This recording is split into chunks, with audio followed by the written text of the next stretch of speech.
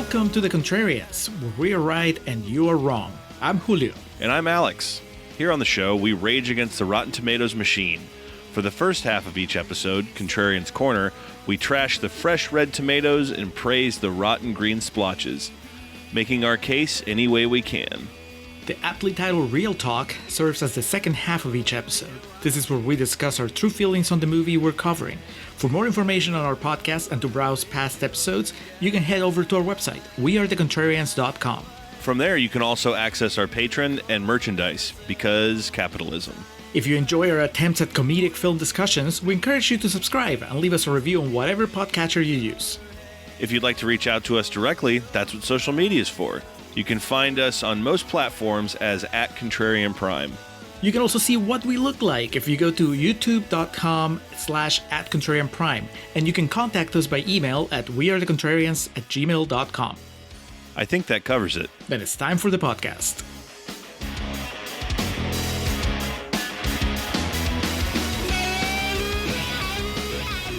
And we are recording for Contrarians Corner for Hereditary. Julio, get your head back in the car. Come on. There's a telephone pole coming up. Can't you see it? Do you have any bad allergies that I don't know about? Not as bad as this one. I mean, imagine being allergic to telephone poles. That would just be brutal. Oh, shit. That really caught me off guard. I mean, to be fair, nut allergies are supposed to be the absolute worst. There's that episode of Freaks and Geeks where Squints puts like a peanut in something that Martin Starr eats and he has to go to the emergency room. But fortunately, his head stays intact. So they don't drive him to the emergency room. They walk him carefully to the hospital. Yeah. So no allergies. Julio and I know most things about each other. That when we were out of town on his bachelor party, like men do, we all got in a hot tub together, and I just remember being in awe of how manly Julio is with his mane of chest hair. That was like the last time I learned something big about him. I had no idea that had been a revelation. I thought that my hairiness was just well known amongst the people surrounding us that day, but I guess not. Well, fortunately on that trip, your head stayed intact. We learned today that no allergies. We're here, I guess, at long last, as we have taken pot shots at this movie over the years. I guess it's only proper Hereditary finally gets the full Contrarians treatment. Yeah, for a filmmaker whose movies haven't really been discussed on the show, we really take the piss out of them. Yeah, like Ari Aster would be like, "What's these guys' problem? What's your problem, man?" We're about to tell you. I have not crossed into Beau's Afraid, but his freshman and sophomore efforts, Hereditary and Midsummer, certainly get their fair share of strays from the Contrarians. So here today, 90% on Rotten Tomatoes, Hereditary, starring Toni Collette. Julio, you texted me. This is her fourth appearance in Contrarians lore, and I, for the life of me, couldn't put the others together. I know, of course, Little Miss Sunshine, because we're extremely complimentary of her in that, but we've done a lot of episodes. We just crossed our 200th, so you'll forgive me if some of these evade me mentally. What else has she been in? Well, I'll tell you this, Alex. Every movie of hers that we've done, including this one, has been fresh. Super fresh in a way. So we did The Sixth Sense. Ah, yes. Academy Award nomination for that. And we also did Knives Out. I forgot about Knives Out, which is topical because Emmett Walsh, famous character actor from Blade Runner, amongst other things. Christmas with the Cranks, yes. He passed away earlier today. In that category of Burt Young, of actors don't look like that anymore and we're worse off for it. Now, no disrespect to Burt Young or Mr. Walsh, but Toni Collette. A little easier on the eyes. I was about to say, a great actress, and also, for my tastes in the opposite sex, a very attractive woman. Maybe not, exuding sexuality in this movie quite as much as some of the others we've watched, but dude, real talk, even at her worst, I was like, by that I mean even at her most like defeated and pummeled by life as she is in this movie, I was like, man, I'll give her a hug. Julio I'll just make it better. The severed head on the ground, he's just looking over. Well, Fuck. It seems proper that we finally do this, like I said, for these movies that we always give shit about. Hereditary, written and directed by Ari Aster. As I mentioned, this was his first time at bat as a feature film director. And boy, did this one do a lot for a lot of people. I remember the hype around this being quite notable. And A24 was already established by this point for what that studio offered. But this kind of was, I think if you polled most people that would know what the fuck we're talking about, don't you feel like this would be like an A24 Mount Rushmore entry? Like a lot of people, not saying you or I, but a lot of people would have it on there. Yeah, certainly this one and The Lighthouse, I think, Alex, which we've also done on the show. I like that term, Mount Rushmore, A24 movies. That's another one. Just off the top of my head here, and leave yours in the comments. Hereditary, Lighthouse, Spring Breakers, Uncut Gems. I think that would fly with most people, don't you think? Yes, except I think Uncut Gems is split. I think that some people will just go to it because it's an Adam Sandler movie. Like Sandler is bigger than A24. Well, for better and for worse. Good Time is a better movie than Uncut Gems, but that's a different discussion for a different day. Yes. Toni Collette, Alex Wolff, who was in something I watched recently. Pig. You're probably knowing from Pig. Pig is awesome. Oh, duh. He's an Oppenheimer. That's what I recognize him from. Millie Shapiro, Miley, Milly. Let's go with Millie Shapiro. The younger sister, of course, of controversial radio host Ben Shapiro. That's not There's true. No I'm just way. kidding. As if I didn't feel bad enough for that girl, for everything that she goes through in this movie. Ann Dowd, perennial that girl, Ann Dowd, who's been around since my childhood, man. Like I said last time Ann Dowd showed up, I said The Leftovers, Ann Dowd. Well, for me, it's Bushwhacked, which I think I retorted with that same thing in that she is the scoutmaster and lets them unbeknowingly get kidnapped by a grown man played by Daniel Stern because, God damn it, movies used to be movies. And then, of course, Gabriel Byrne rounding out the cast of this. Man, Gabriel Byrne. And I mean, we'll discuss his performance and his character at length here, but it feels like it was yesterday that he was seducing Winona Ryder in Little Women when we covered Little Women on the main feed. And also yesterday when he was having a threesome with two women half his age on End of Days, where he played the devil himself. You know, it'd be that way sometimes. You blink and then you find yourself in an A24 movie where you're emasculated every second you're on screen. Life comes at you fast, man. I said, stop right now. Fine. Premiered at Sundance on January 21st of 2018 for a wider release on June 8th of the same year. So a bit of a delay, bit of time to let the stew boil for a while, and simmer and let the word get out. Budget of $10 million, box office return of over 80. And as we mentioned, man, this is, you get into the wrong circles. People will be talking to you about this movie for, you'll be trying really hard. You have a wife, so you could do the thing like the sign of like, hey, go over there, then act like you need me. I would just be like, I would have to say something to make the conversation end. 90% on Rotten Tomatoes, Julio. So what reviews did you pull for us? A lot of fresh red tomatoes. We're going to start with Patrick Cavanaugh from The Wolfman Cometh, who says, a complete assault on your mind, body, and soul that will leave you feeling battered and broken. A good time at the movies, Alex. Yes, if you have never seen a movie once before in your life, it'll do that.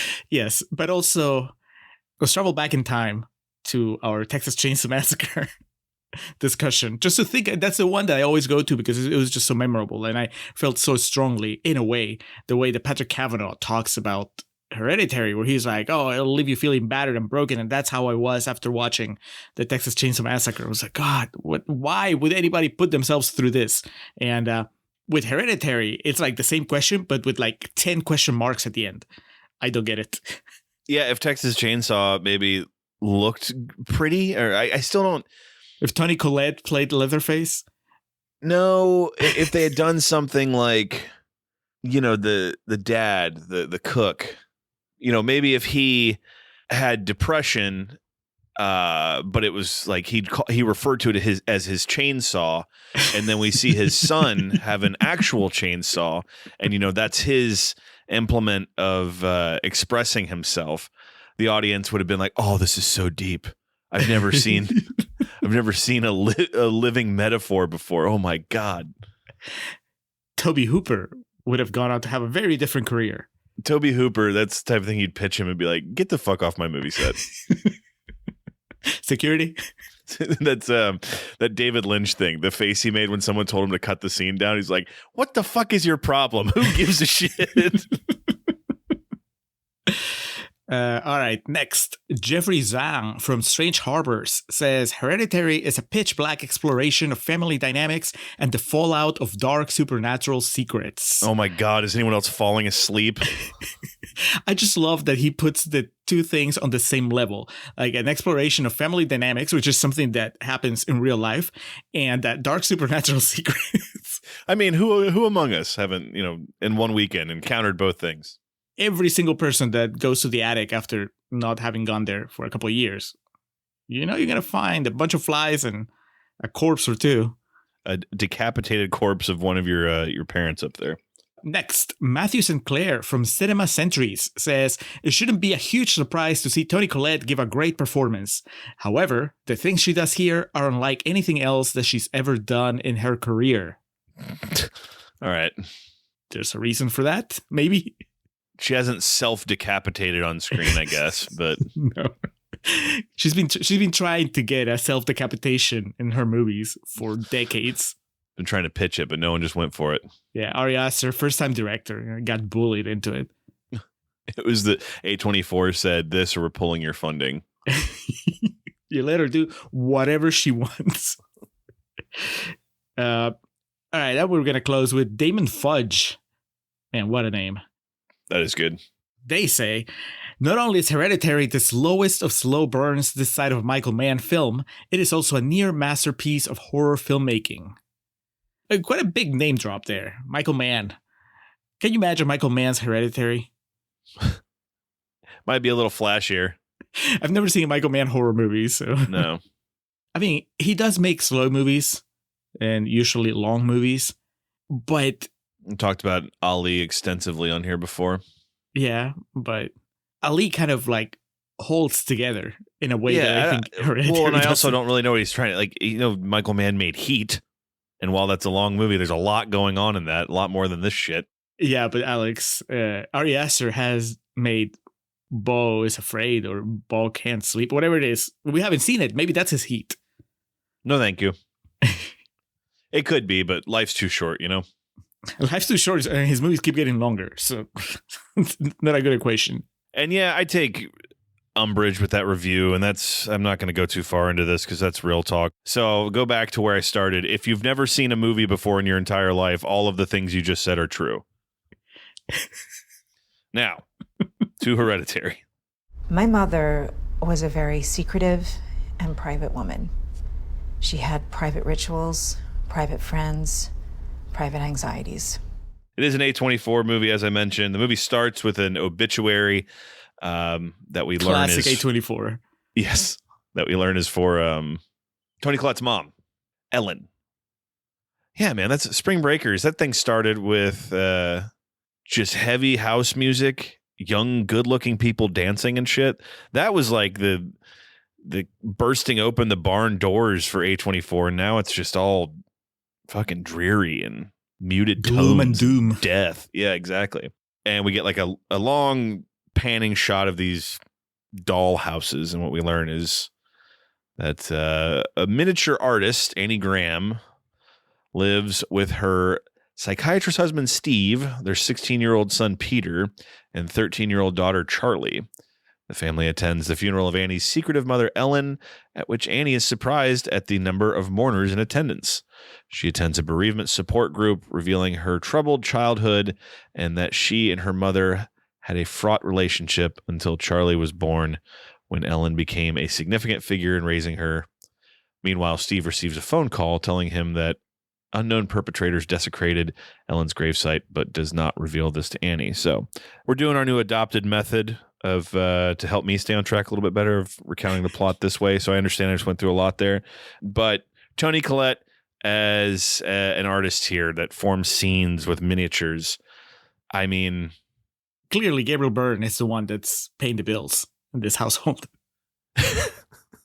And it took me about 30 seconds to go, we're going to start to see scenes that are depicting what is happening in the movie or that happened previously to give us like context into shit.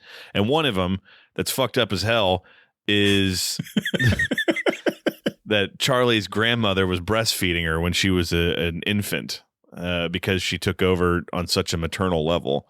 That one I was like, whoa, dude. Whoa, brother. That defies biology, right? I would think so. Right? I mean, you have to. Actually, I don't know. I just felt myself walking up to the edge of saying something that I have no idea about. I don't know anything about pregnancy. So. Hell yeah, brother. 2 dudes talking about women's bodies. We're really Texans after all. Yes. Well, I thought you were going to reference the fact that there's a miniature of Toni Collette and Gabriel Byrne going to town on each other. Yeah, I was kind of sad we didn't get the actual portrayal of that. Man, Gabriel Byrne doesn't look like he has the energy to do anything in this movie. This is very true, especially act. He just shuffled into set, recited his lines because he's a damn professional and he had memorized them, and then he shuffled away. At the support group, Toni Collette finally like shares. She goes in. She's like Carmi on The Bear. It takes her a while to really get to the point of sharing, but when she does, it's just the open the floodgates, man. You know, it's not going to stop it. Julio, what all does she divulge about her life to us, the audience? Everything. She's like, I was born in, and it just goes on like the spotlight falls on her, and then she gets up. It's like on a chorus line right before one of the characters goes into their song. Not much to tell, really. Just a small town girl. She had a very I guess strained relationship with her mom, as you said, and there is see, the timeline is confusing to me because she said that her mom had started losing her mind, like losing her sanity, but then they became closer again when her first kid was born, when Charlie was born, and the mom moved in to live with them. At what point does the breastfeeding of Charlie happen? Was that before her mom lost her mind? Because that already seems like it would have been too much. The milk's gone sour at that point.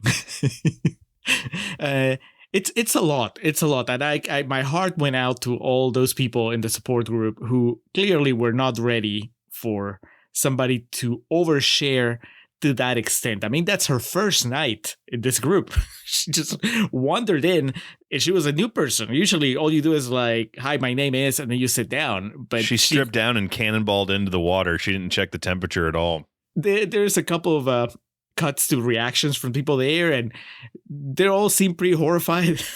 We learned repeatedly that she hates her son. So, and honestly, after spending 2 hours with Alex Wolff in this movie, I'm on her side. That kid's annoying as all hell. But yeah, it's funny. It shouldn't be, but it is, right? There is a fine line when you have a character just unleash all this tale of misery. It's like compounded. Those of you who are patrons, you listen to our Iron Claw episode over there, and how I talked about it felt like it was, even for a movie that was like almost 2.5 hours. There was a point where it felt like the tragedy was too much.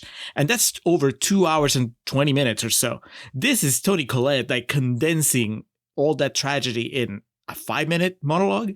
I was going to make the joke of like, this is like if Kevin Von Erich went to a support group and told the whole story in 5 minutes to everybody. Exactly. And then he's like, and the worst part is I had a brother, Chris, who killed himself and he wasn't even in the fucking movie.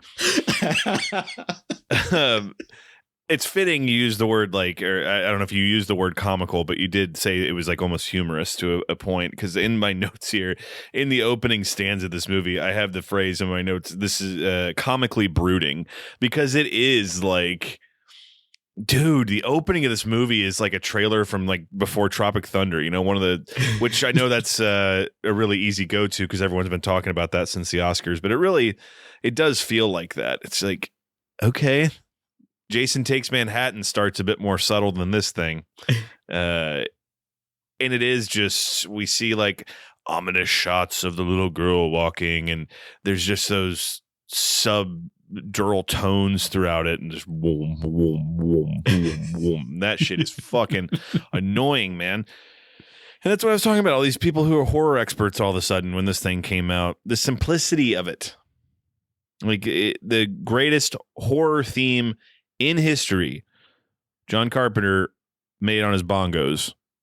And here it's like just overthinking things to the max. But just so you don't get bored with all the talking, don't worry, because Toni Collette's daughter is going to decapitate a bird. Yes. Just for fun. A la Amy's mother on Everyone Loves Raymond. Took it out of its misery. Can you come back from that as a character? That was my instant thought. Like, man, that's it. Once you see the little girl clip that bird's head off. It's around this point in the movie, too, that I saw they had a dog. And because I know what kind of movie this is, I'm like, this dog's going to die. So I was like already pissed off. And you know what? The dog dies. And I was pissed off. Yep. I mean, they make you wait all the way to the end. You know, they're like, they know that that's the character you care about the most. So, and yeah, exactly. And it's artsy, so it's okay.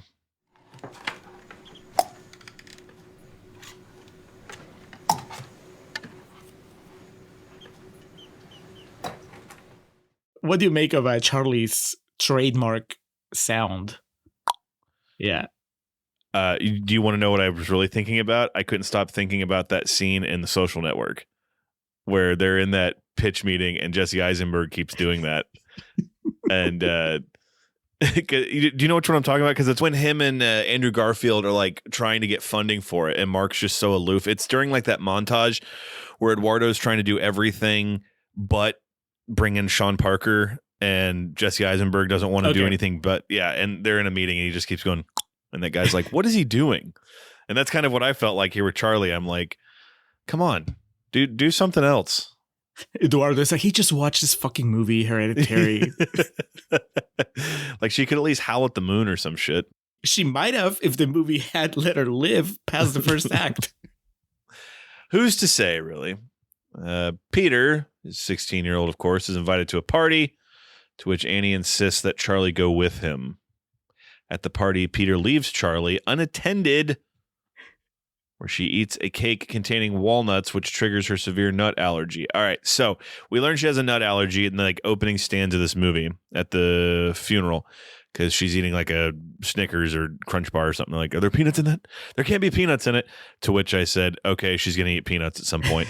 And when they walk into this party, it cuts. I'm not kidding you. It like Rob Zombie watches this and he goes like, Jesus, let's tone it back a notch. Like they immediately cut to these girls chopping up walnuts, and then pan to Charlie like, ooh.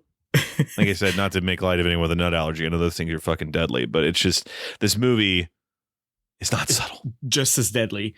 The first draft of this scene had a guy dressed as Mr. Peanut just dancing in the background. Just in case you didn't get it. This was a dangerous environment.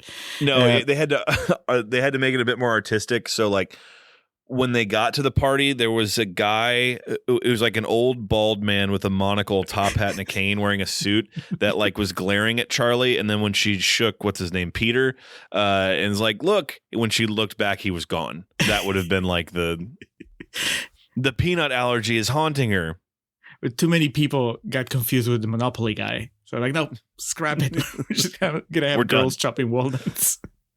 Peter shows up too to this party packing some what appears to be pretty good weed. I remember the weed I would have bought when I was 16 was pencil shavings pretty much. So wherever they're living, he must have a good hookup.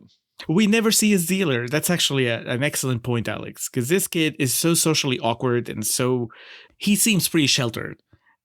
All things considered, right? Like maybe it's just the problem with the movie is that we never see his social life under normal circumstances. So all we've seen him is right after his grandma dies, and then shortly he apparently likes this girl at the party, but we've spent no time on it. It's just again just all these static shots that we're just supposed to like, oh, mental health.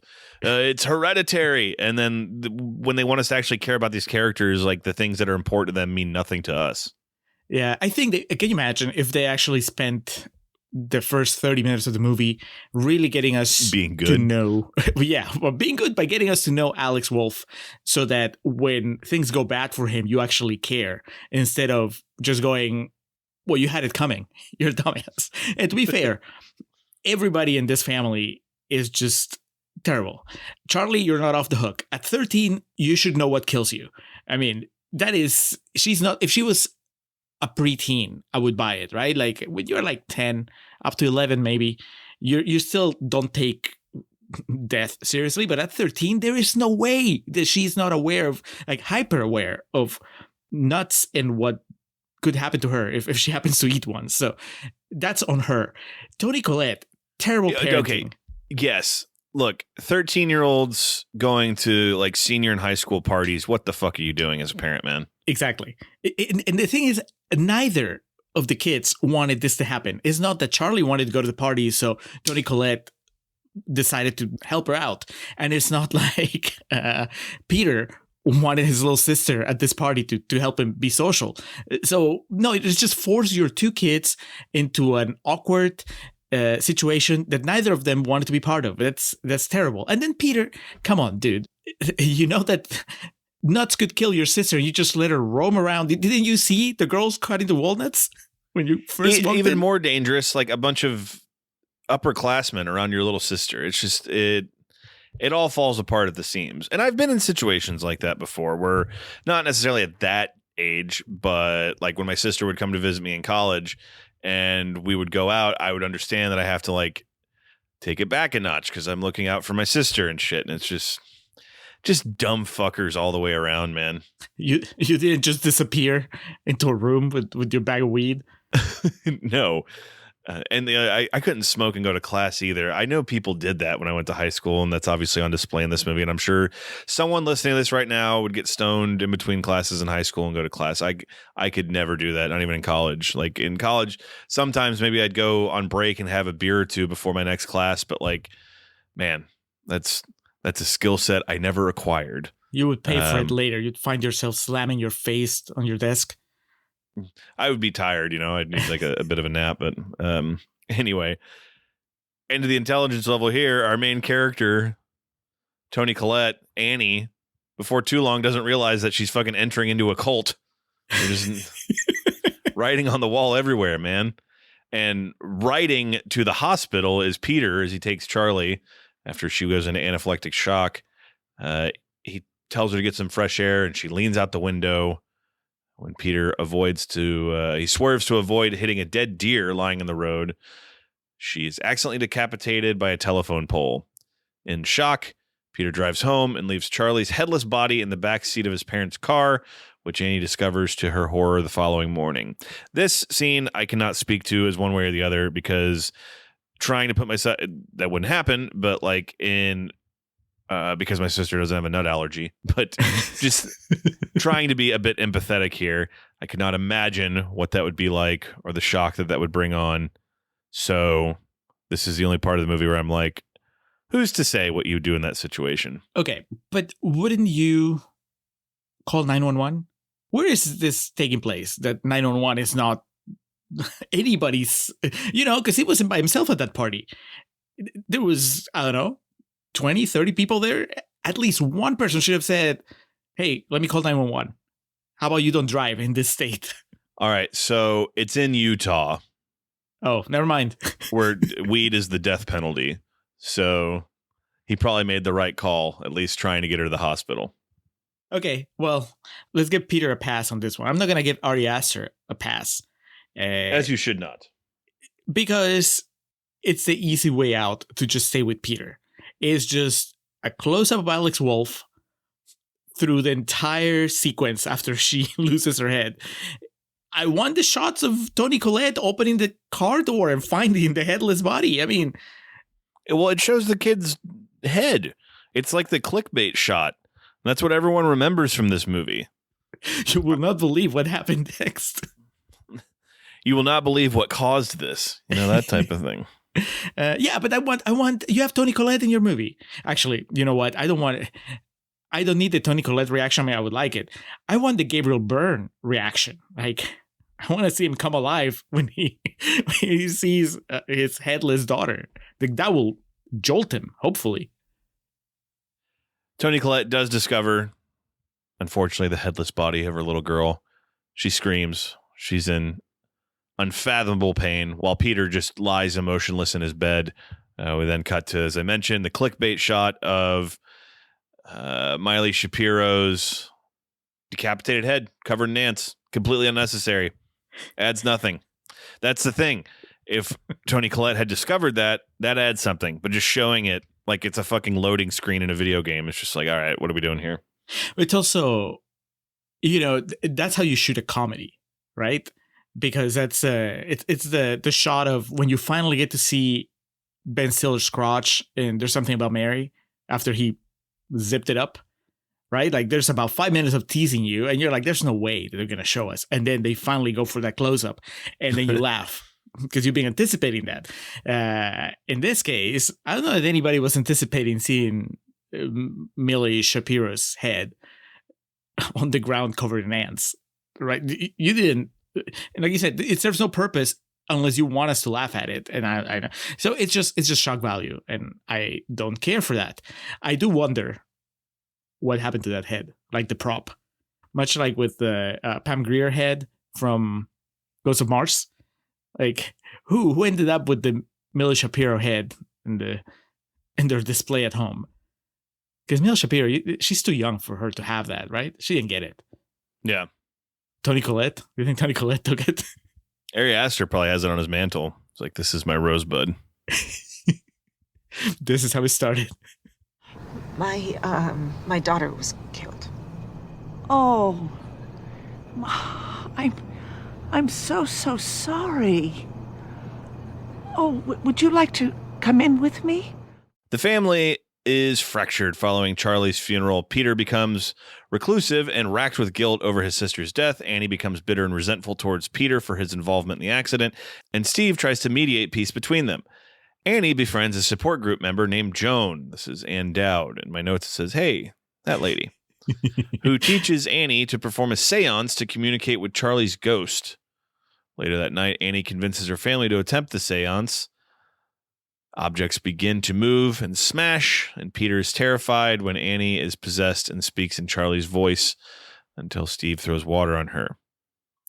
As Peter begins to be haunted by supernatural forces, Annie suspects Charlie's spirit has become vengeful and demonic. When she sees images manifesting in Charlie's sketchbook threatening Peter, she throws the book into the fireplace. However, her clothing goes up in flames at the same time the book does. Her clothes only stop burning when she pulls the book from the flames. So, this friendship with Joan. First thing, she goes to her apartment, has the same welcome mat as her mom, and her mom made those welcome mats. Doesn't think much of it. It's not time yet. And it's during this sequence of the movie that we learn of the original attempted manslaughter of Peter, in which what the story was, Annie claimed she was sleepwalking and doused him with paint thinner, right? Was going to set him on fire. Yeah, she was going to set him on fire. And then she woke up. She was, oh, just kidding. But surprisingly, they've never gotten over that. Gabriel Byrne never looked at her the same way. I can just imagine the people at that support group, they see Toni Collette driving up, parking, they're like, fuck this, and they get out. Don't have time for this lady's stories anymore. They just turn around and leave. Not today. No. I forgot. I left something at home. I forgot something. Yeah, Ann Dowd, surprisingly friendly, just overly friendly with this stranger, and she has her own tale of sadness and loss. She lost her son, right? Yes, grandson, yeah. Because that's who she was talking to through the seance. And again, Toni Collette, I understand she's in a really fucked up headspace because of everything going on, but this is where you kind of have to check yourself. If I think you're playing with some evil forces at hand here. She'd never seen The Exorcist. That's how it starts. That's how Pazuzu gets you. A lot of people who saw this never saw The Exorcist. You know who did? Ari Aster. Yes. And he convinced himself no one else ever had. yeah, the whole exorcism part of the story, or rather, the development of the exorcism or the seance. It's not a Ouija board, but she teaches her how to move the cup. I guess it's a homemade Ouija board, right? Where she has the little glass, the shot glass. And this is when the movie starts abandoning reality for sure. Like up till now, we're like an hour in. It's like the halfway point. It was all grounded. Toni Collette was having a really fucked up time, but she was relatable in a way, right? Like it was all things like, well, lost her mom, lost her daughter almost back to back. It makes sense. But then once we get to the supernatural stuff, it starts feeling extra silly. Yes. Did you feel that turn, Alex? When she calls him over. This is Contrarians Corner Real Talk, all bold into one here. There's something to this movie, but when it just becomes another fucking cult possession movie, I'm like, all right. This is the point in my notes where in all caps it says, move this along. My note just says, like, poor Toni Collette. A respectable actress suddenly finds herself talking like a child. Yes, but it's also during this part of the film that she does get her Oscar clip, the dinner scene. Oh, yeah. Okay. So this is before it gets supernatural. And this is, my note for that says poor Gabriel Byrne, because he just disappears into the background.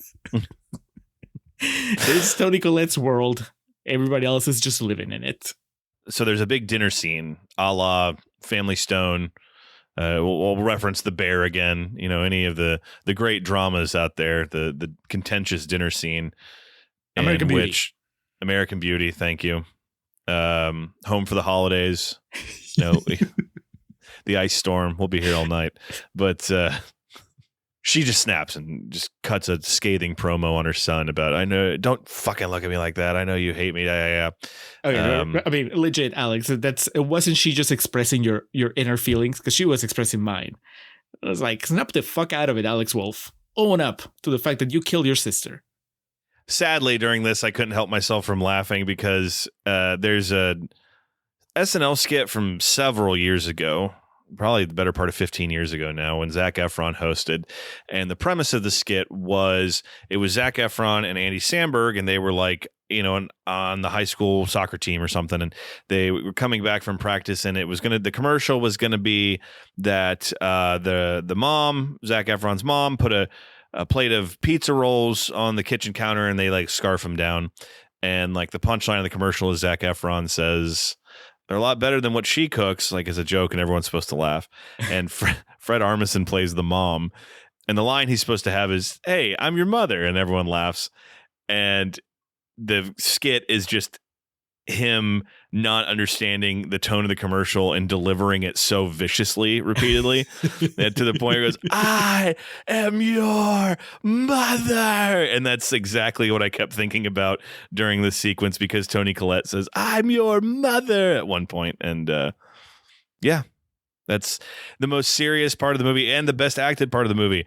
I still found myself thinking about something else because I was bored.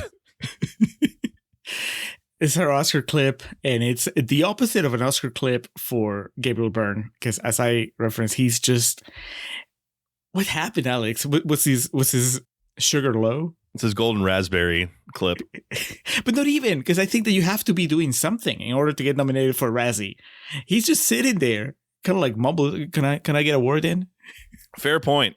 The Razzies are for like bad performances. This is just like nothing. It's a non-performance. Yes.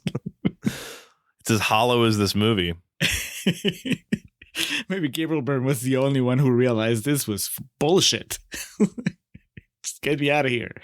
All right. So it's okay. So you're right. This is the end. This is how we close the door on reality. And from here on, now it's just going to be supernatural shenanigans. And Ann Dowd is everywhere.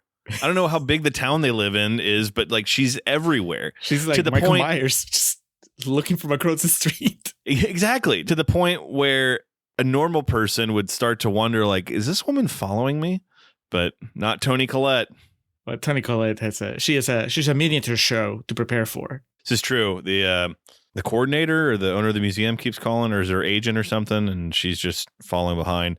She tries to make like a model of the crime scene that her daughter died in, and Gabriel Byrne excoriates her for it. Well, That's too strong a word for what Gabriel Byrne does. He just shakes his finger, hey, and then he goes to sleep on the couch. Jesus Christ, Annie. You're not planning on letting him see that, are you?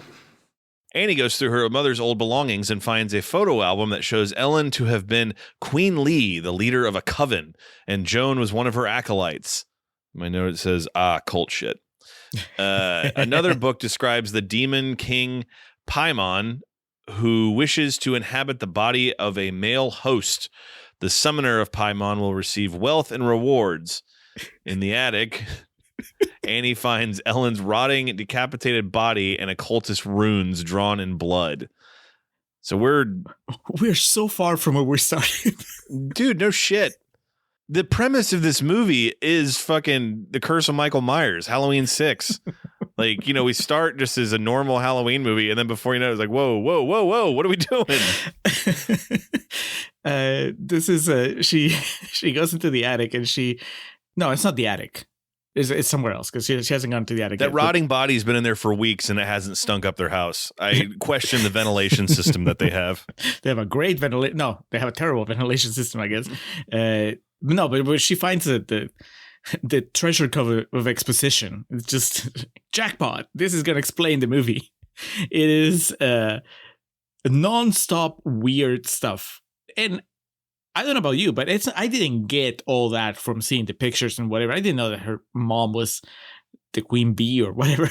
That's until the very end. At the very end, there's a picture that has her title, but I just thought it was pictures of her mom hanging out with her friends. That's still pretty incriminating because Ann Dowd obviously knew her mom and didn't say anything. So that's weird. But it really felt like if this is the movie you were making, then maybe you should have parse this information throughout the movie instead of having this one scene where Toni Collette just discovers the backstory all at once. This scene is not that far from her just turning and looking into the camera and be like, oh my God, she was in a cult.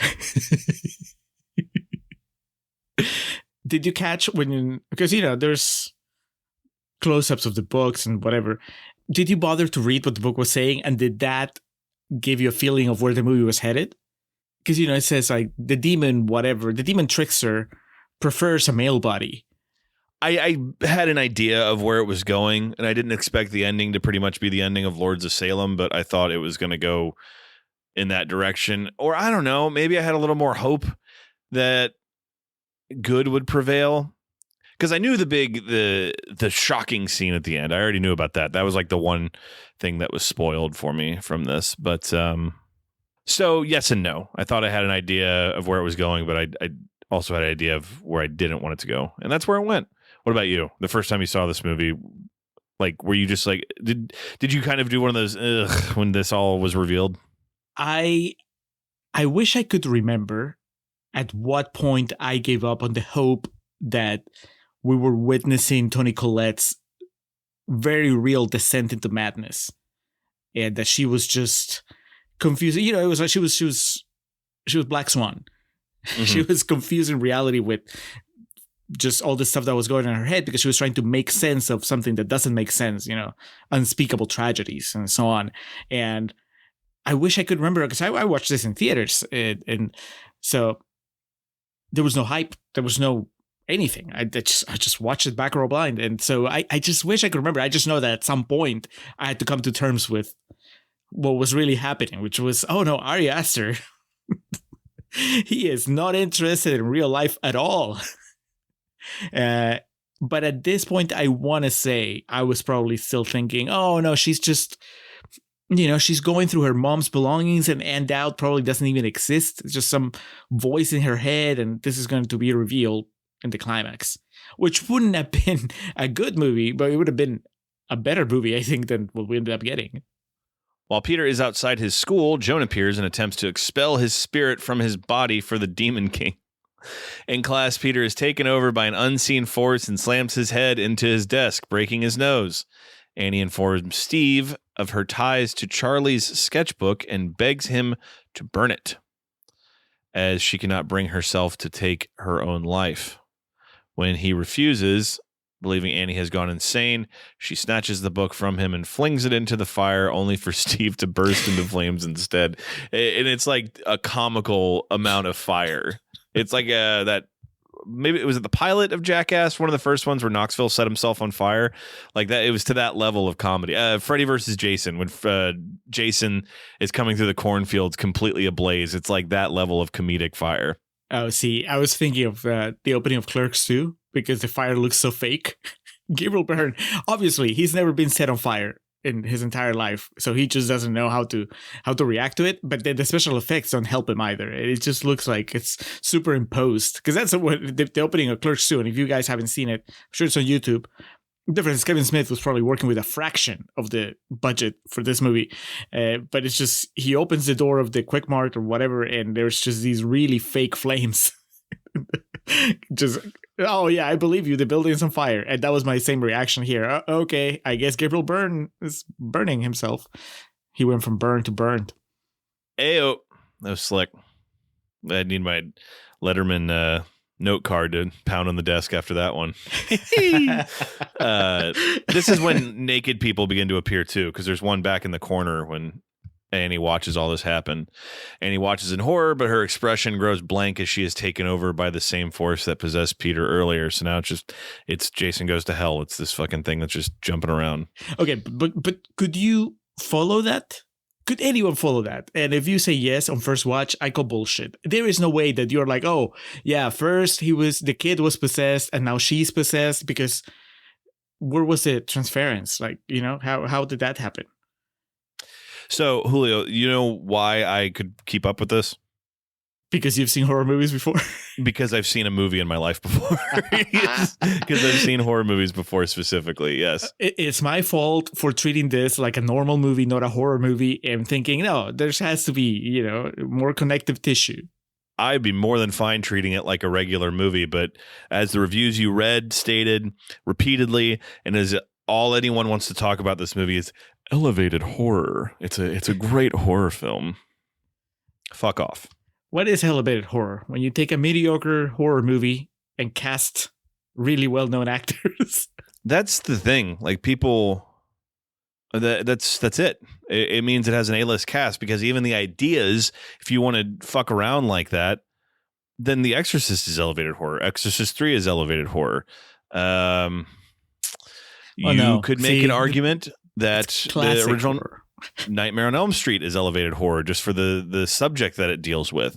That's the whole point. People don't know what it means. That interview, I think it was South by last year, someone asked Bruce Campbell about his thoughts on elevated horror. He's like, I don't know what that means.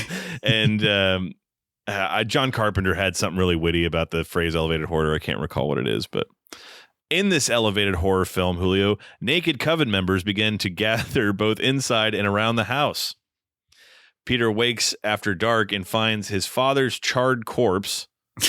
Doesn't smell it. You were concerned about the smell of the corpse in the attic. I was more concerned with the fact that there's a crispy Gabriel Byrne in the living room. And the height of those flames, the house would have caught on fire. They're supernatural especially flames, Alex. An old wooden house like that, man, that would have gone up. Poof.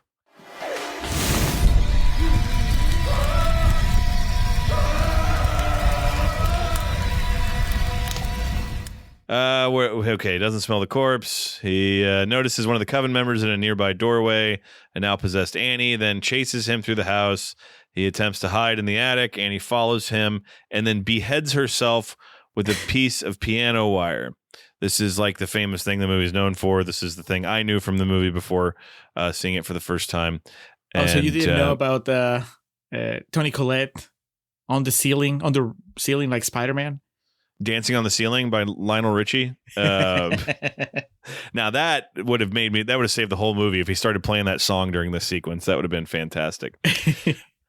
Yeah, man. I talked about the first time I saw this, like that was what I knew was in it, because that was like all the rage.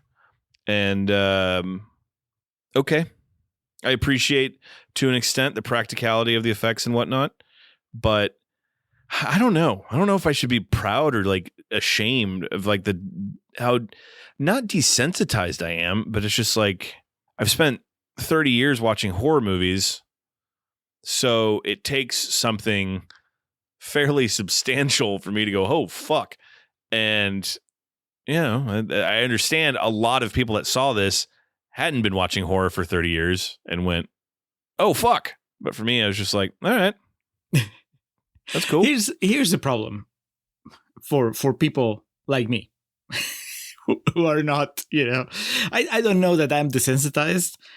I think that I don't care for different reasons. I don't care because I don't care.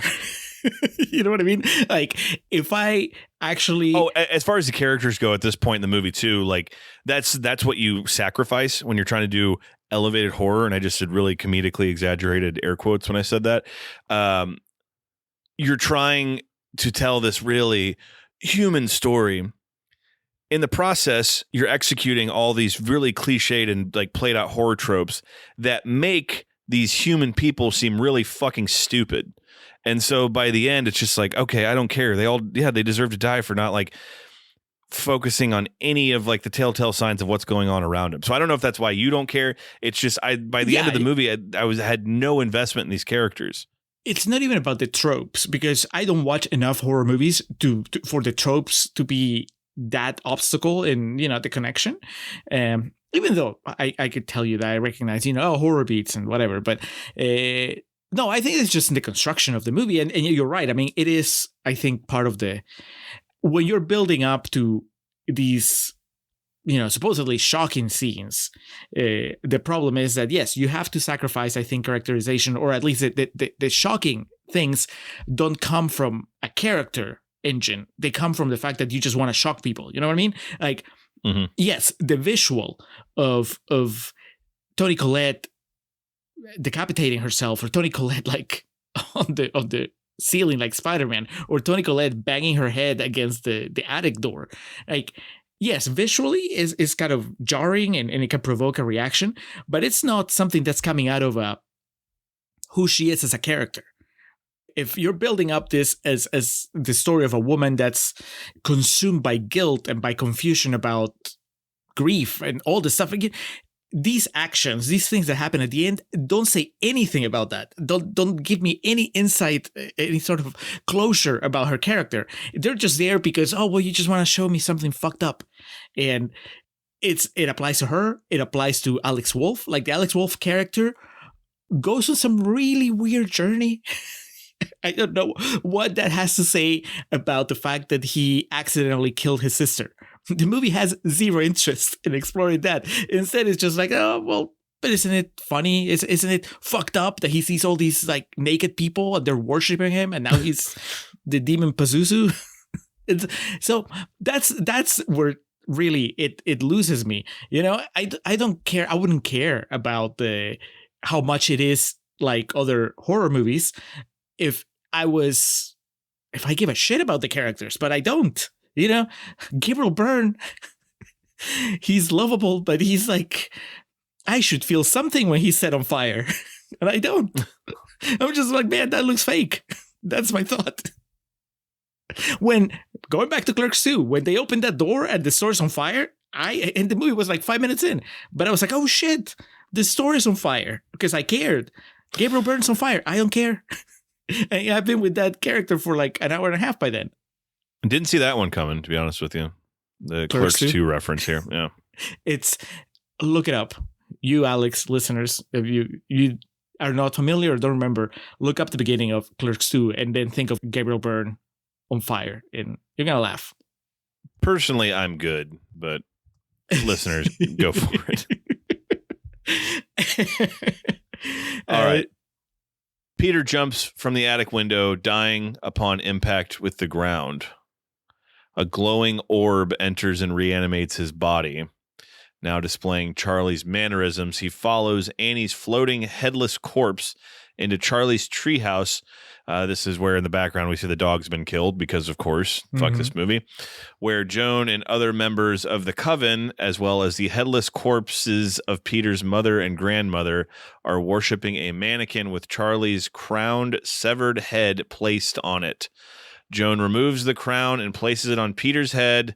Addressing him as Charlie, she then proclaims that Peter is Paimon, having corrected his female body and given him his preferred male host. It's a lot to ask of Ann Dowd to try to explain the movie. Dog, that's what it is. In the last 3 minutes of the movie, she explains the whole movie to the audience. I think she's like, all right, I'll do it, but I'm not going to be on camera for this. She's just reading off the script as the camera focuses again on Alex Wolff's face. It's a movie. And okay, personal preference. Would you have preferred it just they crown him Paimon, or do you think that the heavy exposition adds anything to the closing stretch of the movie? If you're going to go for it, just go for it. Just do it and end your movie. I agree. I think that, and look, we've heard enough tales of the industry. It wouldn't surprise me if that final monologue or that final bit of heavy exposition from Ann Dowd was added after test screenings, where the audience was like, "What the fuck happened?" Maybe even added in post. Maybe that's why we don't see her, because that was just, they brought her over to loop those lines. I think that if you decided that you don't care about people getting it, then just do that. Don't give me the Cliff's Notes at the end just to make sure everybody got it. No, because if you really wanted me to get it, then you would have given me the breadcrumbs. Also, I mean, fuck it, it's more effective, I think. You crown them, you crown him, and then cut to black, credits, and people are like, maybe it's my fault. Dude, this came up on our Patreon recently in our discussion of Poor Things. Bore Things. Don't you fucking dare.